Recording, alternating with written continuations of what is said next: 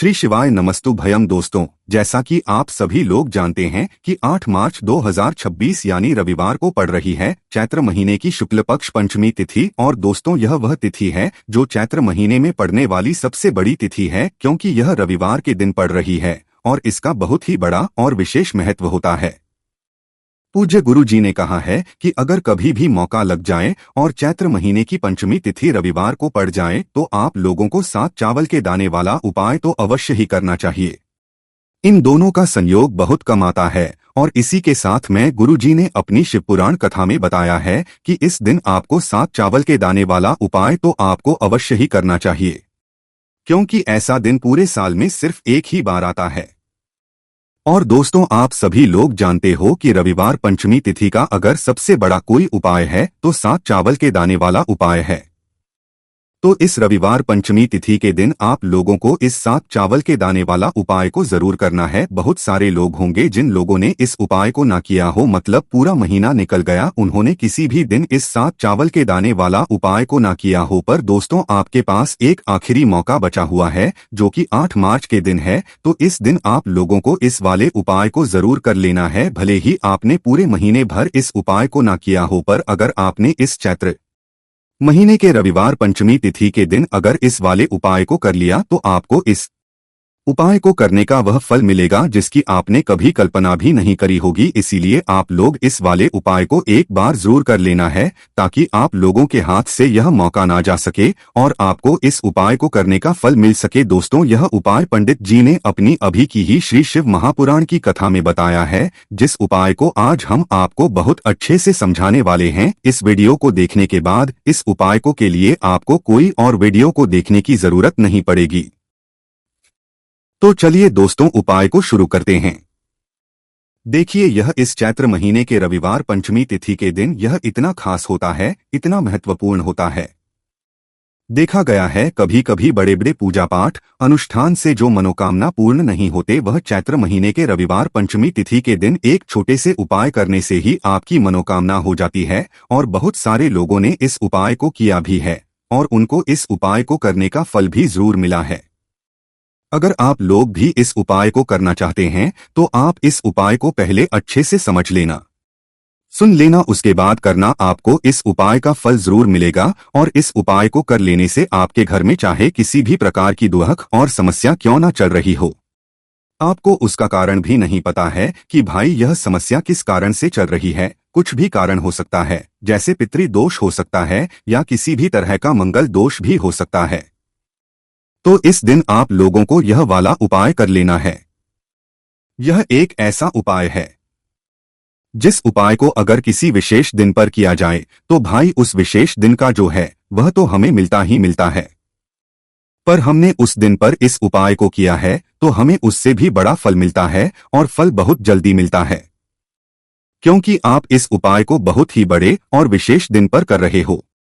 तो अब उपाय के बारे में बात करते हैं, लेकिन उससे पहले आप लोगों को यह जानना आवश्यक है कि आखिर यह उपाय किस समय करना है, किसको करना है और कैसे करना है। तो चलिए हम आगे आपको वीडियो में एक एक करके बता देते हैं। लेकिन उससे पहले अगर आप लोग हमारे चैनल पर पहली बार आए हैं या फिर मेरी आवाज आज पहली बार सुन रहे हैं तो हमारे चैनल को सब्सक्राइब जरूर कर लेना और इस वीडियो को लाइक करके कॉमेंट बॉक्स में श्री शिवाय नमस्तु भयम ओम नमः शिवाय जरूर टाइप कर दे।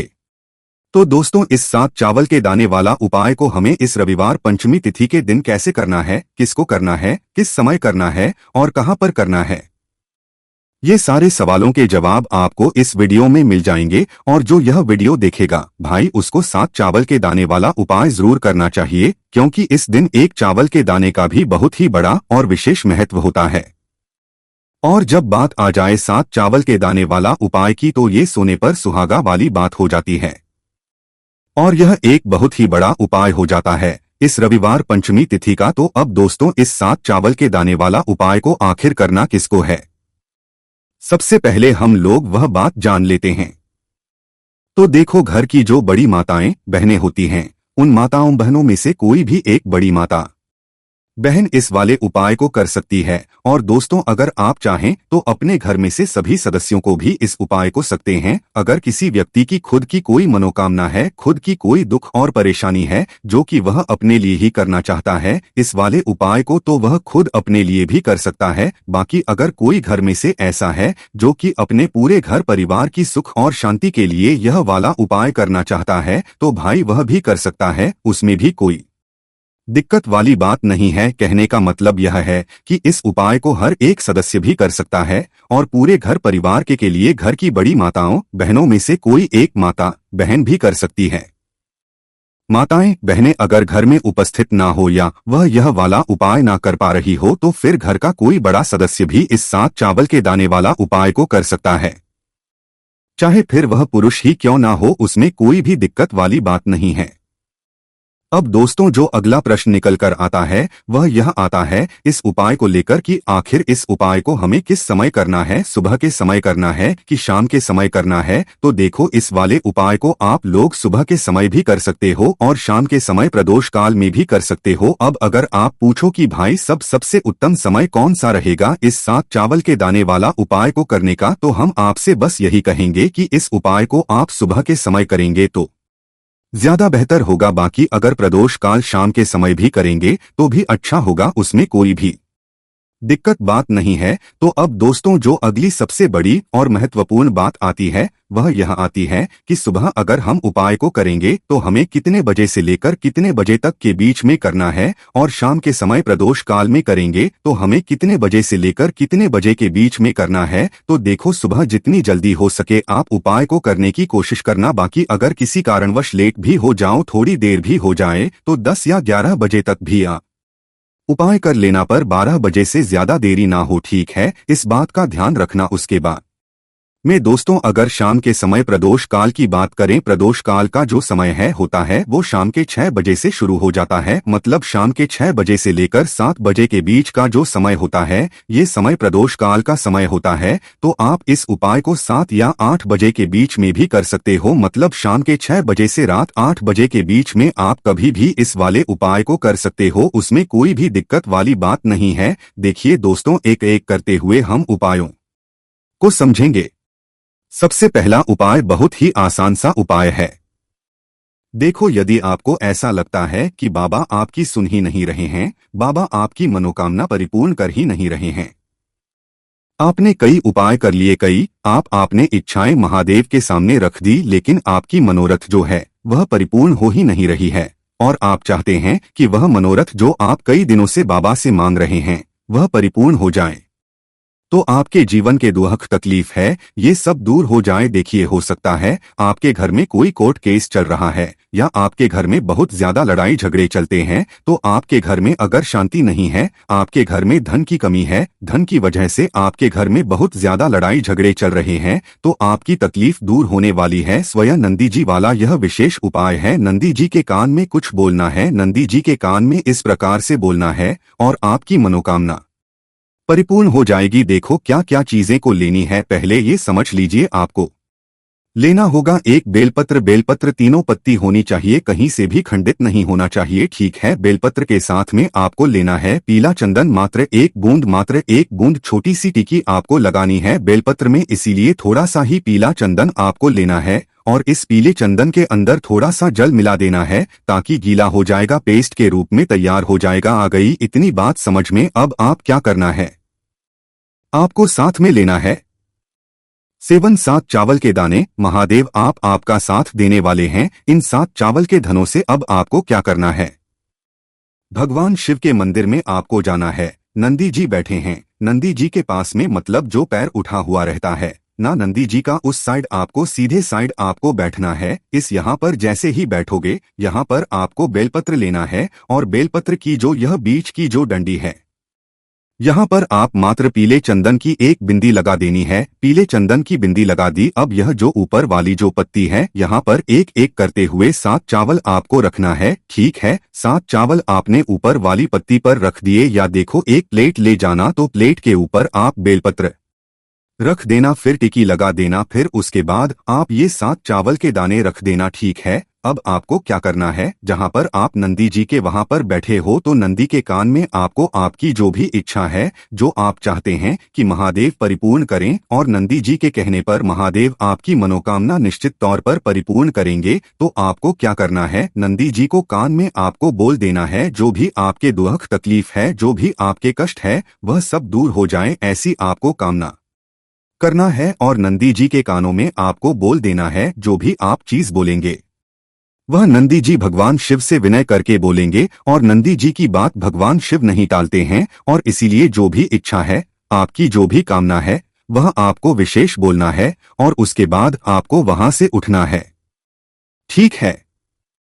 नंदी जी को कान में मनोकामना बोल दी, फिर उठना, फिर उसके बाद भगवान शिव के वहां पर जाना, और यह जो बेलपत्र है, यह बेलपत्र चिकना वाला साइड जो है, और भगवान शिव के शिवलिंग के ऊपर इसे अर्पित कर देना है। अर्पित कैसे करोगे? जो बेलपत्र का जो चिकना वाला साइड है, वह नीचे की साइड हो जाना चाहिए। अब से ही आप अर्पित करने जाओगे तो चावल के दाने तो गिर जाएंगे, यानी कि जैसे ही अर्पित करने जाओगे तो भगवान शिव के शिवलिंग के ऊपर चावल के दाने गिर जाएंगे। क्योंकि वह किसी से भी चिपके हुए नहीं है तो कोई तकलीफ नहीं है, वह जैसे आप अर्पित करोगे, न भले चावल के दाने भगवान शिव के शिवलिंग पर गिर जाए, वह कोई तकलीफ नहीं है। बस आपको यह जो बेलपत्र है, यह आपको उल्टा अर्पित कर देना है, यानी कि जो पीला है, भगवान शिव के शिवलिंग पर स्पर्श होना चाहिए, और इस प्रकार से आपको अर्पित कर देना है। डंडी का जो हिस्सा है, जलाधारी की तरफ हो जाना चाहिए। बस इतना सा प्यारा सा उपाय एक बार करके देखिए, निश्चित तौर पर महादेव आपकी जो भी मनोरथ है, जो बाबा से आप कई दिनों से मांग रहे हैं, वह निश्चित तौर पर परिपूर्ण हो जाएगी। आ गई इतनी बात समझ में? देखिए, अब हम बात करते हैं दूसरे उपाय की। देखिए, यह उपाय जीवन ऊर्जा का है। रविवार का दिन है और पंचमी तिथि है। अगर आपके जीवन में बहुत ज्यादा अंधकार है, अगर आपके घर के जो बच्चे हैं बहुत ज्यादा सोचते हैं, या आपके घर में कोई भी ऐसा व्यक्ति है बहुत ज्यादा सोचता है, डिप्रेशन में रहता है, तनाव उसको है, तो तनाव को मुक्त करने के लिए यह उपाय है। अगर उसके भाग्य में जीवन में तेज की प्राप्ति नहीं है, तेज यानी कि ऊर्जा नहीं है, उदासी रहती है, जीवन में आलस है, तो फिर उस व्यक्ति को यह उपाय करना चाहिए। कोई काम करता भी है तो उसमें सफल नहीं हो पा रहा है, तो विशेष यह उपाय उसी व्यक्ति को करना है। देखो, इस उपाय के लिए आपको क्या क्या सामग्री लेना होगी। सबसे पहले तांबे का एक पात्र लेना, उसके अंदर घर से आपको जल भरना है। अब इसी जल के अंदर आपको लाल चंदन डालना है। एक चुटकी डालें, थोड़ा ज्यादा डालें, जितना आपको डालना है आप डालें। लाल चंदन जो होता है वो तेज की वृद्धि करता है। रविवार के दिन लाल चीजों का उपाय करना बेहद शुभ होता है, और हो सके तो लाल रंग के कपड़े पहन करके अगर आप यह उपाय करेंगे ना तो और भी शुभ होगा। यह लाल चंदन मिश्रित जल आपको क्या करना है, आपको जाना है किसी भी बेलपत्र के पेड़ के वहां पर। सुबह से लेकर के शाम तक आप यह उपाय कर सकते हैं। कल रविवार की पंचमी तिथि पर सुबह से लेकर के शाम तक आप बेलपत्र के पेड़ के वहां पर जाना, उत्तरमुखी होकर।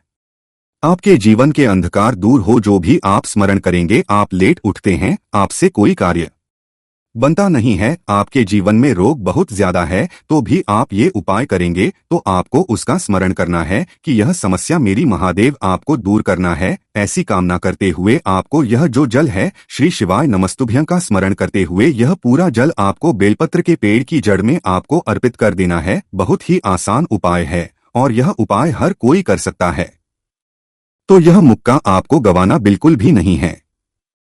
ये हो गया दूसरा उपाय। अब हम बात करते हैं अंतिम उपाय की, तीसरे उपाय की। देखो, यह उपाय बहुत ज्यादा खास है। शिवलिंग पर चढ़ा जल 3 जगह आपको लगाना है आपके शरीर में, और आपकी बीमारी दूर हो जाएगी। देखो, अगर आपको कोई बीमारी हो गई है और बार बार आप डॉक्टर को दिखा रहे हैं, डॉक्टर ने बोला 5-10 दिन अगर आराम नहीं होगा तो आप एडमिट हो, या आपके शरीर में कोई रोग है जो कई दिनों से है और आप चाहते हैं कि वह रोग आपका दूर हो जाए, तो यह रोग आपका निश्चित तौर पर दूर होगा। बहुत ही आसान सा उपाय है, घर का कोई भी व्यक्ति यह उपाय कर सकता है। यह रोगी व्यक्ति भी यह उपाय कर सकता है। मात्र तांबे के पात्र के अंदर 1 लोटा जल लेना है, और आपको आज के दिन यानी कि रविवार की पंचमी तिथि के दिन आपको जाना है भगवान शिव के मंदिर में। और अब आपको क्या करना, इस उपाय को समझना। एक लोटा जल है। अब आपको भगवान शिव के शिवलिंग पर सबसे पहले गणेश जी के स्थान पर, कार्तिकेय जी के स्थान पर, माँ माता अशोक सुंदरी वाले स्थान पर, पार्वती माता के हस्तकमल पर, फिर भगवान शिव के शिवलिंग पर आपको अर्पित कर देना है। जैसे ही जल जलाधारी के वहां पर आएगा ना, वह जल आपको झेल लेना है। ठीक है, जल झेल लिया आपने। अब आपको क्या करना है, महादेव से प्रार्थना करना है कि यह बीमारी दूर करने के लिए मैं मेरे घर पर लेकर के जा रहा हूं। इस व्यक्ति को, यह व्यक्ति जो है यह बीमार है, इसकी जो परेशानी है यह आपको दूर करनी है। ऐसी कामना करते हुए आपको घर पर लेकर के आ जाना है। जो भी व्यक्ति बीमार है वह खुद स्वयं उस जल को छुए और उसे 3 जगह लगाना है।